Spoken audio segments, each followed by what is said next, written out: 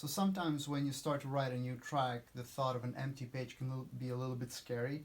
But if you set yourself some guidelines and some rules to follow, you'll find it much easier to come up with new original melodies and other patterns that you haven't thought of, because muscle memory can be a very strong thing.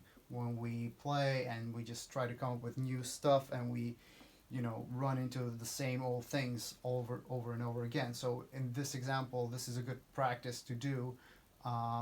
And for this case, I'm starting a new track, and it's going to be a mysterious, adventurous, orchestral kind of track. So I started to entertain the notion of using chromatic motion. And the idea for the intro that I came up with is basically this.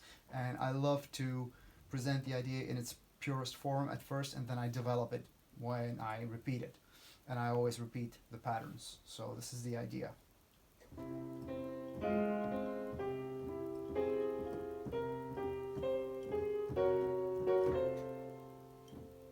And then I repeat it, but I spice it up a little bit.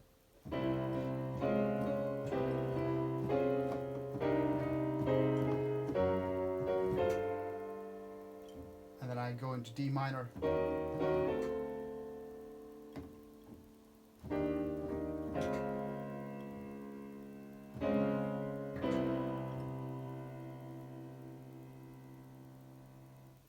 So this whole passage just came out of this idea of, let me just use chromatic motion, and to set the mood, to set the tone for the rest of the track, and then I'll go ahead and use a similar motion and similar vibe to come up with the melody. And of course then I'll go in and orchestrate the thing.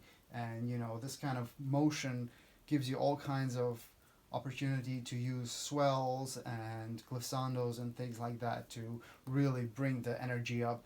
And then this passage back down allows you to give the opportunity for the track to calm down a little bit, and then to get into the main part of the track.